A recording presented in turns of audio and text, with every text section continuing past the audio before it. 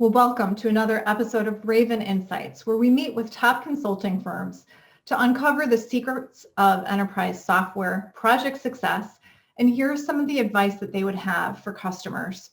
Today, we're speaking with HRchitect, a consulting firm who focuses exclusively on the human capital management area, and their services cover the full cycle of HCM, from creating a strategic roadmap to implementation to change management and beyond. While they are technology agnostic, they do implement the full suite of services for UKG, Ceridian, Oracle, and SAP SuccessFactors. I'm delighted to be joined by Matt Lafata, President and CEO. Matt has over 25 years of HR industry experience and has been with HRchitect since 2004, as well as Brian Kimball, the EVP of Implementation Services. Brian has over 25 years of experience in the HR domain, including 20 years of system development and implementation experience. Welcome to you both. I'd love it if you could start off by telling me a little bit about your experience in the past year. As we know, the enterprise software implementation world has been dramatically changed with the pandemic and COVID-19, and that's really impacted the way that projects have been delivered across the board. Could you tell me a little bit about how that has changed HRchitect's approach and methodology, and also if you anticipate this to be a long-term or a short-term change? HRchitect has always operated predominantly as a virtual organization. So in terms of our consulting approach and delivery style, we wouldn't have been impacted as much as other organizations. The biggest impact being that for the last year, our consultants have not traveled to be on site with clients, but 80% of our project work is done remotely anyway. The biggest impact that I've seen when it comes to consulting delivery and implementation success really falls into a couple of key areas. We are much more conscious of communication right now. It is our client teams aren't used to working in remote fashion day after day after day.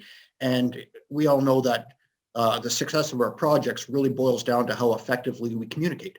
And if we don't communicate properly, if we're not listening, then we're going to be in trouble. And so our teams put so much more emphasis now on communication to address that gap.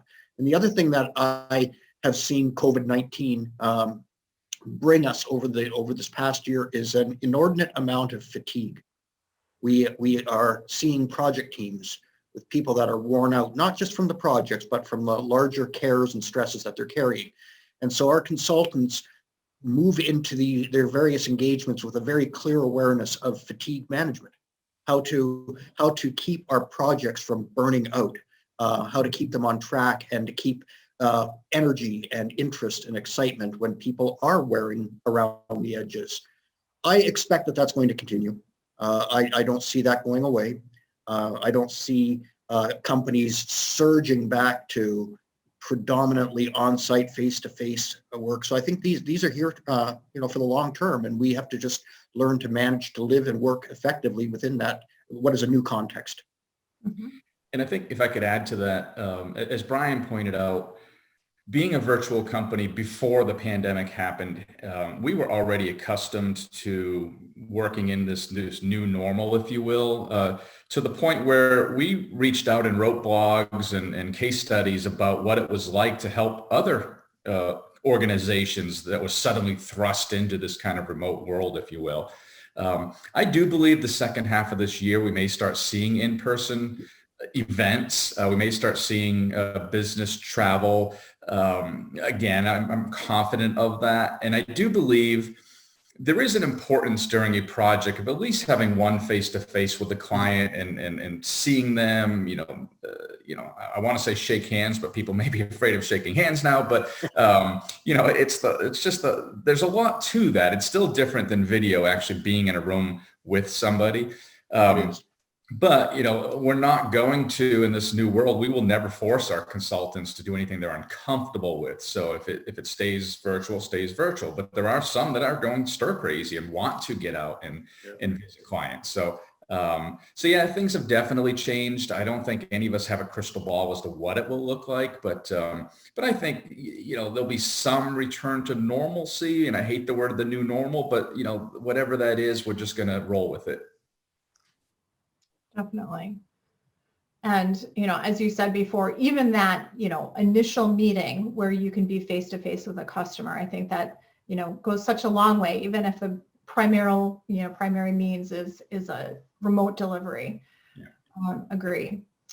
In terms of the customer feedback that you have on projects, one of the things that Raven Intel does is collect customer feedback. And what we have observed about HRchitect and the work that you've done is that the delivery rates that you have in terms of, on time, on budget, overall customer satisfaction, coming directly from the voice of the customer, is that you guys are outperforming the peers in all of the different types of software that you implement.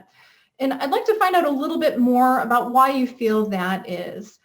How are you approaching the customer relationship that is giving you this particular advantage, from the customer perspective? So I can start with that one. I think it's several things. We have a customer for life concept here at HRchitect. We actually build into every statement of work that we will come back 1 year after the project goes live and do a free system health check. We want to look at how they're using the system, what they may be struggling with, what may be stuff that needs to be tweaked or optimized. And we think that's important, not only for retention for them as customers of ours, but also customers of whatever software product it is that they're using. So that's something that's really important to us. I think another thing is we consider ourselves a strategic implementation firm. Most of the partners in the or our competitors in different ecosystems just implement software. They follow a script, they go and push some buttons, flip some switches, and they do it according to a script. We look at everything in a unique way. We work across all industries. So we want to make sure we're bringing in best practices. We're going to go above and beyond the partner methodology and put the HRchitect methodology around that. So there's a white glove treatment. There's a why are they doing this? How did other firms in their industry do it that they may want to consider as well? So I think those are important. And we look at it as a partnership with the customers, not just us telling them, this is how the software works. This is how you're going to do it. We want to do discovery right up front as to why did they do this? Why did they choose this system? What are they expecting to get out of it that they don't have today? And make sure it's a partnership along the way, and make sure that we're imparting knowledge with them of why we're doing things so that when the project is done, they understand how they go forward and aren't completely reliant on us. I mean, obviously we'll help support them as much as they want, but it's really, it's that customer for life. It's being strategic, and it's making sure that we're partners every step of the way.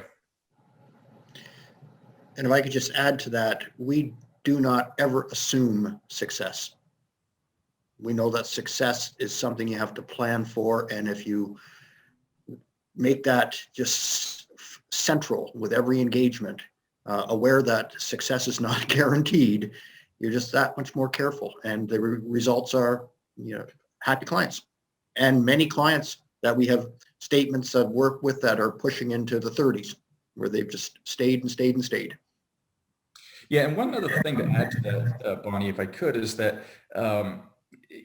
this probably near and dear to your heart is, that if you get one bad project, one bad customer reference, it's very hard to come back from that. So, people immediately form something in their mind, whether it's right or wrong. And so we always feel, to Brian's point, we don't take anything for granted. We have to prove ourselves time and time again with every client. And that's just something that's embedded in every employee here at HRchitect. Mm-hmm. And it's not even with every client, it's within every project. Right? Exactly.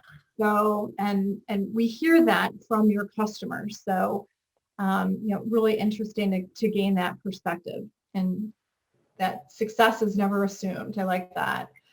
The areas that we see HRchitect rated highly is around the areas of customer feedback with your consultants' systems expertise. So the fact that your staff is rated highly in this area. And then second of all, your project teams are not turning over at the same rate as we see others in the industry turning over. So that means that your consultants are staying with you and with the organization for a long period of time. I'm wondering, what is it about the way that you are hiring consultants and training your teams that is really leading to these results? So I've always had this philosophy of hire slowly, fire quickly. So you take your time in finding the right people. And when you don't have the right people, you need to get rid of them quickly because it can become a cancer that can spread. So that process, we get a lot of candidates. A lot of people know about HRchitect. They want to come work at HRchitect. We have an incredible culture here. People really love working here. And to your point, people can do a similar project at other similar work at other companies. So why do they stay at HRchitect? And I think it's because we treat them like family. They know that they can talk to Brian at any point in time, to me at any point in time. And that's not just during working hours. It's nights, weekends. I mean, we are truly a family, and we're all about you treat people the way you want them to treat your customers. And so that's what keeps them around for a while. And there's a lot of collaboration. The people working here really like each other. I mean, we do a lot of, you go back to the virtual company, we do a lot of virtual happy hours and trivia nights, and we try to do things that bring people together. People do generally like each other. And, prior to the pandemic, we got together as team meetings in person all the time. And I look forward to doing that again. But it's, on our teams, there's a lot of, it's not just collaboration, but there's redundancy. So if somebody is out for some period of time, things happen in people's lives. The client, they don't see any slowdown. They don't see any change because there's always somebody shadowing and everything is shared document wise. And so somebody can immediately pick up right where they left off. So I think it's certainly noticed. It sometimes is a little difficult to do that when you're juggling a lot of projects, but it goes back to that whole thing. If you're not doing it right the first time, then you're going to fail. When I look at how we work as a consulting organization, we are heavily invested in team building. We believe in transparency and trust. And we make efforts as an executive to live that with our consultants. And I think it creates loyalty. I know I've been up at 2, 3 in the morning with our consultants when they've been on hard projects and they're pushing through. And even though I haven't done anything, I've been like a cheerleader. And I think that helps them to realize that when one of the executives, one of the owners of the company is prepared to sit there and get no sleep night after night to urge them on, I think that creates a different type of culture within the organization. And our employees value it. That's awesome. And what you said at the beginning in terms of communication sounds like not only are you doing that with your customers, but also to your teams as well. Absolutely. Great to hear. What are some of the attributes that you look for in hires?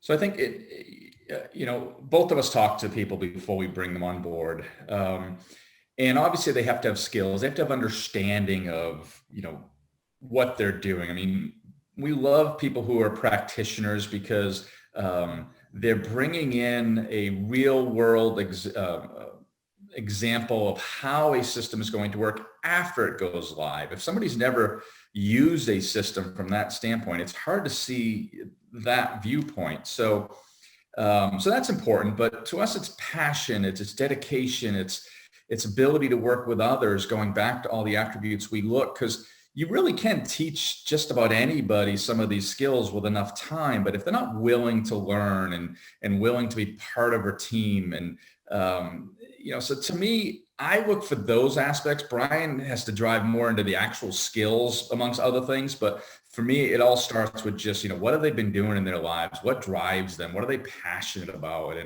And so those kind of things I look for. I know, Brian, you certainly look, a little bit different because I got to work directly for you. Well, when I interview people, I'm not tactical at all. I very much trust instincts. I have a background in communications. And when I talk with people, I'm looking for connection. And I'm looking for someone who, when I'm talking to them, I know that they're listening and that they're effectively communicating, because if they can't do that with me, they're not going to be able to do it in the trenches of an implementation. I look for people that demonstrate adaptability, because if you can't change, if you can't adapt what you're doing now, you are not going to make it in the world that we live in the consulting world that we live in. And then I look for integrity. So I ask questions. I talk to people. I talk about life. I actually talk very little about their technical skills, because I sometimes know enough to get myself in danger when it comes to the technology, because I can't possibly be an expert on all the platforms that we support. And so I get that read on them as to whether I think that they would fit with who we are as a company. And then I have one of my consultants go through their background and their experience and their skills with a fine-tooth comb to really make sure that they actually know what they're talking about and can do the things that they say. But it's adaptability, it's integrity, it's their listening and communication skills. Are they demonstrating humility? These I believe are critical competencies that you have to make it as a consultant. And that's what I believe our consultants have.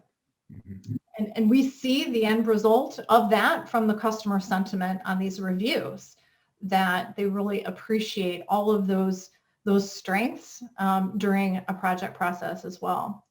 So it's interesting. It starts during the interview process. Yeah. The hardest thing that I do is hiring someone. Yeah. Yeah. So, as we talk through implementation about this world of enterprise software projects, inevitably challenges come up. They happen in every implementation. How does HRchitect handle those during the course of a project? Well, let me speak to this one first, because I'm the one that handles them. Mm-hmm. So the first and most important thing is do everything you can to avoid an implementation problem, which means you do everything possibly that you can up front to get it right. When a project goes sideways on you, whether it's because your team made a mistake, whether it's because there's buyer's remorse, whether it's because the client has dropped the ball, regardless of why it goes sideways, the target of the implementation escalation is always the implementation partner. And so when it becomes evident that there's going to be a problem, the first thing that you do is you don't delay having the hard talk. You just need to have the difficult conversation with, whether it's the partner or whether it's the client. You can't delay that. And then once you've had the hard talk, you can't have the focus of the talk be everything that's going wrong and all the mistakes that have been made and the name, the blaming and all that sort of thing. You can't allow the conversation to go that way. And so whenever I have to get on a call and talk to a client or a partner, my expectation coming out of that call is that we're focused on the path forward. That we just have to focus on the path forward. So don't delay, get on a plane or, get on the phone, have the talk and say, okay, we can't undo what's happened. I'm very much a believer that the water's gone under the bridge. You can't bring it back. Let's talk about how we move forward to get this. And then invariably it means that I'm on a weekly call with the client until they're happy again. And that's how we manage it. And that's why I try to avoid at all costs having projects go sideways, because that's a lot of work when you reach that point. And you mentioned, I was just gonna say, I can't really add anything to that beautiful answer, except that when these situations do arise, Brian's keeping me up to date, every step of the way. And, but really there's nothing more that I can add at that point. Mm-hmm. Well, and as Brian mentioned in the beginning, in terms of, a statement of work that really represents, what the project, mission is, having that as sort of the, the solid foundation to, when things go off track, you can refer back to, okay, so what's our plan? How do we get, the project righted, et cetera. That sounds like a great approach there. So who are HRchitect's ideal customers? Do you have a particular type of industry or a sweet spot that you play in? It's a good question. We really don't. I mean, we work across all different size clients, all different industries. I don't think there's an industry we don't touch. We've got, over 1,000 clients since 1997, and it is really some of the largest companies in the world, Walmart to some small, 50 to 100 person companies. The really small ones aren't typically a good prospect for a consulting firm because they generally don't have the extra dollars to pay a consulting firm. But company size and industry aside, to me, the best kind of prospect is somebody who understands the value that a consulting firm brings to a project. Some people just don't get it. They just think, oh, the vendor's going to put it in, and a vendor they want to slap that system in as fast as they can and move on. But people who really understand the additional value, the change management, the hand-holding, all of the why did we do this kind of thing, and understand the value, to me, that's the best kind of client. It's really irrespective of size and industry. Mm-hmm. And companies that are actually wanting to improve. That are viewing the project as an opportunity to do things differently and are soliciting the advice and guidance to look at what is their business and how will the technology actually enable them to improve. Yep. So a transformation versus just a system change. Yep. What advice would you give a customer that's looking to do a systems implementation and looking for a partner? What are the things that they should be looking out for? Well, that's an easy one. HRchitect. I mean, they don't need anything more than that. So I would think that there are some factors. I mean, longevity as an organization is important. Tenure of employees is important. Obviously, ratings and references. We've got references across all industries. We look for, does an organization publish case studies and stories of similar projects to whatever yours is going to be?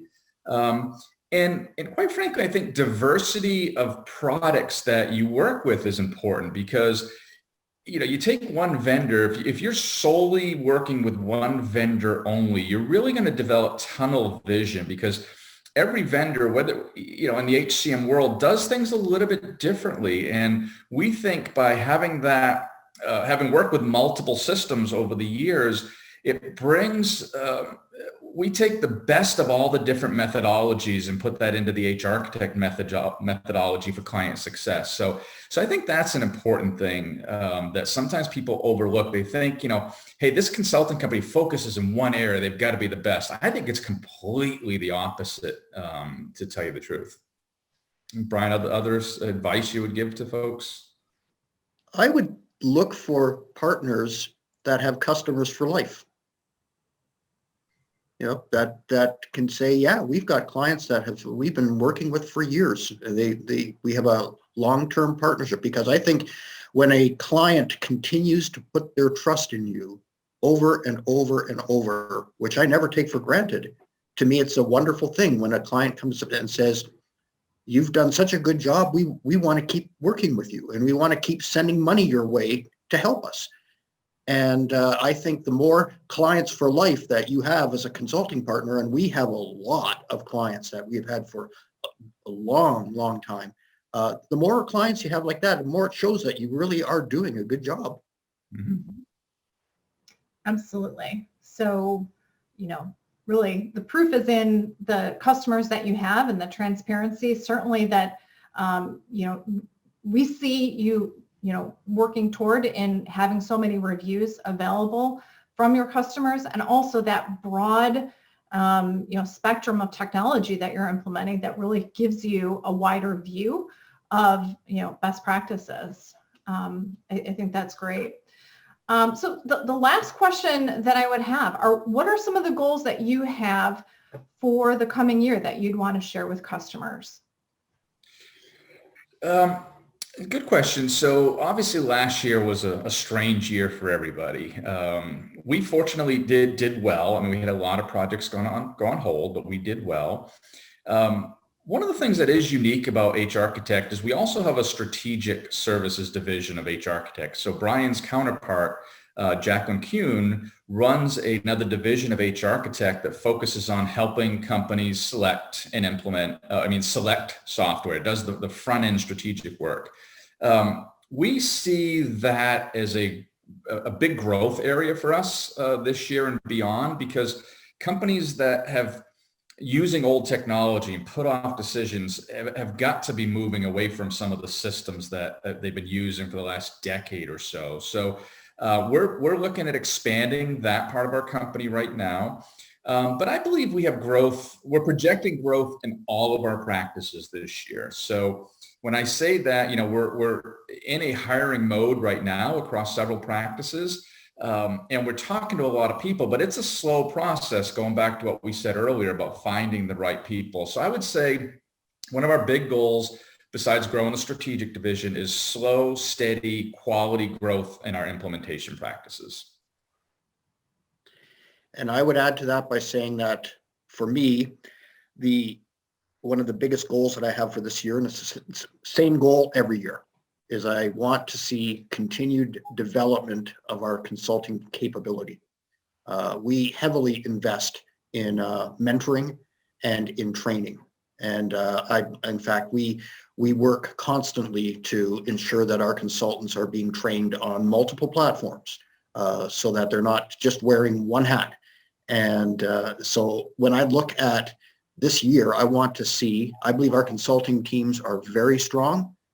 I just want to see them even stronger. I want to see improvement in areas. And so each consultant will have very specific areas where they're focusing on improving so that they can continue to deliver quality, because we can never stand still.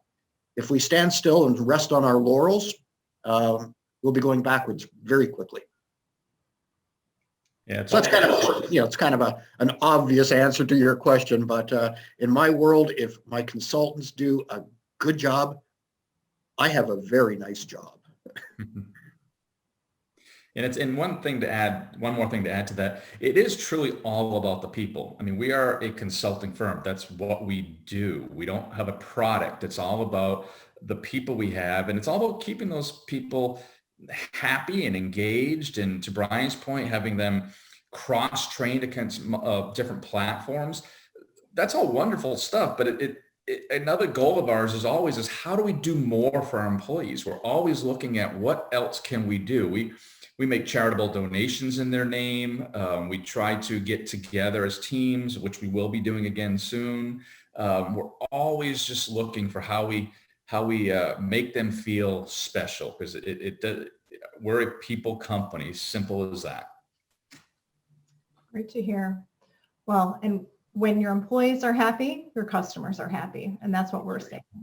So if you would like to learn more about HRchitect, you can go to HRchitect.com, or to read all of the reviews that we've had from customers about projects, you can look at their profile on ravenintel.com. Thanks so much for joining. Brian and Matt, I'm looking forward to more great reviews in the future.